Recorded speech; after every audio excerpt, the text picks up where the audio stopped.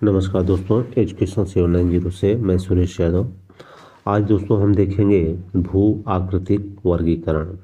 भू आकृतिक वर्गीकरण यह भी ज्योग्राफी का एक इम्पॉर्टेंट टॉपिक है। यहाँ से भी काफ़ी क्वेश्चन एग्जाम में बनते हैं।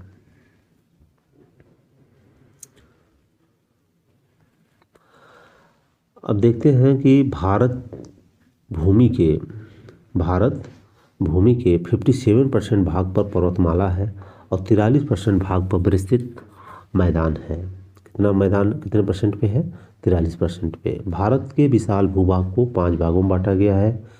इसमें हिमालय पर्वत, उत्तरी भारत का मैदान, तटीय मैदान, प्रायद्वीपीय प्रदेश और द्वीप समूह। हिमालय पर्वत भू आकृतिक और उच्च के क्रमबद्ध अध्ययन के लिए हिमालय को 3 भागों में बांटा गया है: बृहद हिमालय, मध्य हिमालय और वाह्य हिमालय। मध्य हिमालय, बृहद हिमालय एंड वाह्य हिमालय। अब इसमें बृहद हिमालय यह सबसे उत्तरी श्रेणी है, जिसे आंतरिक हिमालय भी कहते हैं। और बृहद हिमालय 25 किलोमीटर और औसत 5000 मीटर है। हिमालय के सभी प्रमुख शिखर इसी श्रेणी में हैं। इसके बाद आता है मध्य हिमालय। हिमाद्री के दक्षिण में स्थित इस पर्वत श्रेणी को हिमाचल हिमालय या लघु हिमालय भी कहा जाता है। इसकी चौड़ाई लगभग 80 किलोमीटर और ऊंचाई 1300 से 1500 मीटर है। इसकी संरचना अवसादी सेलों से बनी है, जिनमें अधिकांश चूने की चट्टानें पाई जाती हैं। यह मध्य हिमालय में ये विशेषता है इसकी मध्य हिमालय की। इसके बाद देखते हैं कि मध्य हिमालय में पीर पंजाल, धौलाधर तथा महाभारत श्रेणियां हैं। मध्य हिमालय में पीर पंजाल, धौलाधर तथा महाभारत श्रेणियां हैं। साथ ही पर्वतीय नगर शिमला, डलहौजी, धर्मशाला, मसूरी तथा दार्जिलिंग इसी श्रेणी में स्थित है। इसके बाद आता है वाह्य हिमालय। यह मध्य हिमालय श्रेणियों के दक्षिण में स्थित है। इसे शिवालिक हिमालय भी कहा जाता है। वाह्य हिमालय जम्मू कश्मीर से लेकर असम तक विस्तृत है, फैला हुआ है। इसकी चौड़ाई पूर्व में 8 किलोमीटर से पश्चिम में 45 किलोमीटर मध्य में है। इसकी औसत ऊंचाई समुद्र तल से 1300 मीटर है। कितना है? 1300 मीटर है। अब इसमें हम देख लेते हैं कुछ प्रमुख चोटी जो किस देश में स्थित है। यहाँ से प्रश्न काफ़ी बनते हैं, तो इसको ध्यान से देख लेना है। माउंट एवरेस्ट नेपाल चीन 8848 metre. K two Godwin Austen Bharat 8611। Kanchenjunga Bharat Nepal 8598। Makalu Nepal 8481। Dhaulagiri Nepal 8172। Nanga पर्वत भारत 8126। अन्नपूर्णा नेपाल 8078। नंदा देवी भारत 7817। कामेत भारत 7758। नामचा बरवा भारत 7758। और गुलबंधाता नेपाल 7728 मीटर पे है। तो ये हमें याद रखना है, क्योंकि यहाँ से कई बार सीक्वेंस पूछ लेता है। अब देखते हैं हिमालय के प्रमुख दर्रे। तो यहाँ से जैसे ये हमें जरूर याद रखना है, जैसे काराकोरम दर्रा, जोजिला, पीर पंजाल और बनिहाल, ये जम्मू कश्मीर में स्थित है। अबुर्जेल, काराकोरम, जोजिला, पीर पंजाल, बनिहाल और बुर्जिल दर्रा ये आपके कहाँ स्थित है?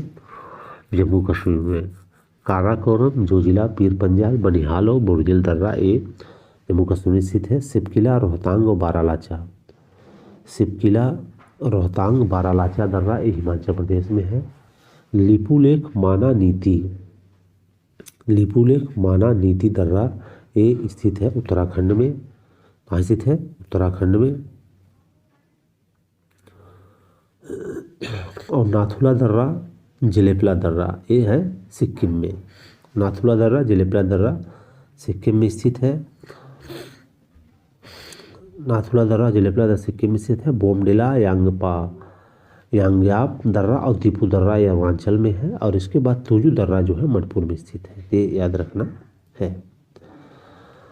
अब हम देखते हैं कि हिमालय के प्रमुख दर्रे की कुछ खासियत। तो नाथुला और जिलेपला दर्रा सिक्किम को लहासा से जोड़ता है, मतलब सिक्किम को गंगटोक को लहासा से जोड़ता है। दीपू दर्रा अरुणाचल प्रदेश के पूर्वी भाग में स्थित है। यह भारत और म्यांमार के बीच एक परंपरागत दर्रा है। फिर सिंधु नदी द्वारा जोजिला का निर्माण और सतलज नदी द्वारा सिपकिला का और तीस्ता नदी द्वारा जिलेपिला दर्रा का निर्माण हुआ है। मतलब सिंधु द्वारा जोजिला, सतलज द्वारा सिपकिला और तीस्ता द्वारा जिलेपिला दर्रा है। इसके बाद भारत का सबसे ऊंचा दर्रा कौन सा है? काराकोरम दर्रा, जो जम्मू कश्मीर राज्य में लद्दाख क्षेत्र में स्थित है। और श्रीनगर को गिलगित से बोरजिल दर्रा जोड़ती है। जम्मू से श्रीनगर जाने का मार्ग बनिहाल दर्रे से गुजरता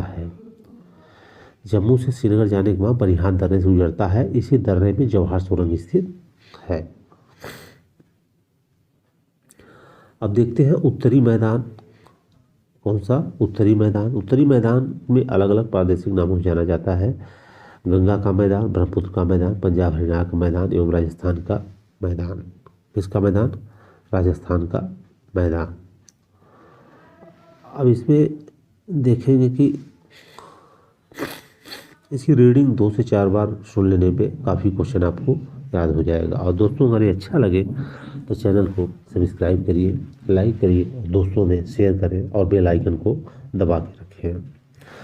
आगे हम देखते हैं हिमालय पर्वत और दक्षिण प्रायद्वीपीय पठार के मध्य नदियों के निक्षेप द्वारा किया गया निर्मित जलोढ़ मिट्टी के जमाव से बने मैदान को सिंधु और गंगा ब्रह्मपुत्र का मैदान कहते हैं। हिमालय पर्वत और दक्षिण प्रायद्वीपीय पठार के मध्य नदियों के निक्षेप क्रिया द्वारा निर्मित जलोढ़ मिट्टी के जमाव के बने मैदान को सिंधु गंगा ब्रह्मपुत्र का मैदान कहते हैं। शिवालिक की पहाड़ियों के साथ लगे मैदान में नदियों के पर्दन का जो खड्डे मिलते हैं उसको चोर कहते हैं। अब आता है गंगा का मैदान। यह मैदान उत्तर प्रदेश, बिहार, पश्चिम बंगाल राज्यों में 3.57 लाख वर्ग किलोमीटर भूभाग में फैला हुआ है। यह मैदान हिमालय से निकलने वाली गंगा और इसकी सहायक नदियों यमुना, गोमती, घाघरा, गंडक, कोसी की निक्षेप क्रिया द्वारा बना है। गंगा के मैदान के उत्तरी पूर्वी भाग में असम तक ब्रह्मपुत्र नदी का मैदान फैला हुआ है। कहाँ तक? असम तक ब्रह्मपुत्र नदी का मैदान फैला हुआ है, जो गारो पहाड़ी, मेघालय पठार और हिमालय पर्वत के मध्य लंबे तथा पतले रूप में फैला है। इस संपूर्ण मैदान का सामान्य ढाल पूर्व और दक्षिण पूर्व की ओर है। इस भाग को खादर और बांगर के नाम दो भूभाग पाए जाते हैं। अब देखते हैं कि असम की घाटी अथवा ब्रह्मपुत्र का मैदान यह मेघालय पठार और हिमालय पर्वत के बीच में एक लंबा और पतला मैदान है। पंजाब हरियाणा का मैदान यह चौरस था 1.75 लाख वर्ग किलोमीटर क्षेत्र में फैला है। इसमें सतलुज, ब्यास, रावी नदियाँ बहती हैं। उत्तर पूर्व के दक्षिण पश्चिम दिशा में इसकी लंबाई 640 किलोमीटर है, जबकि पश्चिम से पूर्व दिशा में इसकी चौड़ाई 300 किलोमीटर है। अब इसके बाद आता है राजस्थान का मैदान। इसका विस्तार भी 1.75 लाख किलोमीटर क्षेत्र पर आधारित है। यह अरावली पहाड़ियों के पश्चिम में फैला है। इसका विस्तार भारत पाकिस्तान सीमा तक है। इसमें मरुस्थली और बांगर क्षेत्र शामिल हैं। अच्छा, कुछ प्रमुख देखिए बंदरगाह हम देख लेते हैं। कई बार पूछता है कहाँ स्थित है, तो कांडला गुजरात में है, मुंबई में महाराष्ट्र, मार्मागोवा गोवा, मंगलौर कर्नाटक, कोची केरल, नहावा सेवा ये महाराष्ट्र में कई बार पूछा जा चुका है, इसको याद रखना। अब हम देखते हैं तटीय मैदान। कौन से मैदान? तटीय मैदान को 2 भागों में पश्चिमी तटीय और पूर्वी तटीय मैदान बांटा गया है। पश्चिमी तटीय मैदान को 4 भागों में बांटा जाता है। इसमें कच्छ तटीय मैदान, गुजरात मैदान, कोंकण मैदान और मालाबार तटीय मैदान। गुजरात से गोवा तक का तटीय क्षेत्र कोंकण तट और गोवा से कर्नाटक के मंगलौर तक का तटीय क्षेत्र केनरा तट और मंगलौर से कन्याकुमारी तक का तटीय क्षेत्र मालाबार तट कहलाता है। ये फैक्ट याद रखना, कई बार क्वेश्चन पूछे जा चुके हैं। मालाबार तट पर अनेक जल है जो स्थानीय भाषा में कयाल कहलाता है। अब पूर्वी तटीय मैदान पूर्वी घाट और बंगाल की खाड़ी के मध्य उत्तर में गंगा के मुहाने से दक्षिण से कन्याकुमारी अंतरिक्ष तक विस्तृत है। इस मैदान की चौड़ाई पश्चिमी तटीय मैदान की अपेक्षा अधिक है। यह मैदान महानदी गोदावरी, कृष्णा और कावेरी नदियों डेल्टाओं द्वारा निर्मित होने के कारण बहुत उपजाऊ है। क्या है ये? बहुत उपजाऊ है। अब इसमें कुछ फैक्ट हम और देख लेते हैं। जैसे बंदरगाह बंदरगाह और राज्य, तो पारादीप कहाँ पे है? उड़ीसा में है। कोलकाता पश्चिम बंगाल, विशाखापट्टनम आंध्र प्रदेश, चेन्नई तमिलनाडु, इंदौर तमिलनाडु। महानदी और कृष्णा नदियों के बीच उत्तरी सरकार और कृष्णा तथा कावेरी नदियों के बीच में कोरोमंडल अथवा कर्नाटक तट पाया जाता है। ये भी इंपॉर्टेंट फैक्ट है, याद रखना। उत्तरी सरकार और कोरोमंडल, कई बार ये पूछ लिया जाता है। उत्तरी सरकार तट कहाँ से कहाँ तक कहा जाता है? तो महानदी कृष्णा नदियों के बीच का क्षेत्र। और इधर कृष्णा से कावेरी वाला कोरोमंडल कहा जाता है। अब दोस्तों देखिए, प्रायद्वीपीय प्रदेश में आते हैं हम। किसमें आते हैं? प्रायद्वीपीय प्रदेश। प्रायद्वीपीय प्रदेश के चट्टानों का उद्भव 3500 मिलियन वर्ष पहले हुआ। कार्बनी काल के पहले यह गोंडवाना लैंड का भाग था। अब मध्यवर्ती उच्चभूमि पश्चिम में अरावली पर्वत श्रेणी और पूर्व में विंध्य की कगार से सीमांकित पहाड़ी प्रदेश की चौड़ी पट्टी को मध्यवर्ती उच्चभूमि कहते हैं। इसकी दक्षिणी सीमा पर नर्मदा की भ्रंश घाटी है। अरावली पर्वत श्रेणी पूर्वी राजस्थान की उच्चभूमि, मध्य भारत का पठार, बुंदेलखंड की उच्चभूमि, मालवा का पठार, विंध्य की कगारी भूमि, विंध्य श्रेणी, नर्मदा घाटी और इसी के प्रदेश के अंग हैं। अरावली पर्वत श्रेणी दिल्ली से लेकर दक्षिण पश्चिम और अहमदाबाद के निकट तक लगभग 800 किलोमीटर दूरी में फैली हुई है। यह भारत का सबसे पुराना बलित पर्वत है। सबसे पुराना बलित पर्वत है। अरावली कठोर क्वार्टजाइट चट्टानों से बना है। आबू की पहाड़ों में से गुरु शिखर 1722 मीटर अरावली श्रेणी का सबसे ऊंचा शिखर है। ये क्वेश्चन बनता है कि गुरु शिखर कहाँ स्थित है? तो यह अरावली श्रेणी में स्थित है, इसलिए इसको याद रखना कि गुरु शिखर कहाँ स्थित है? तो यह अरावली श्रेणी में स्थित है।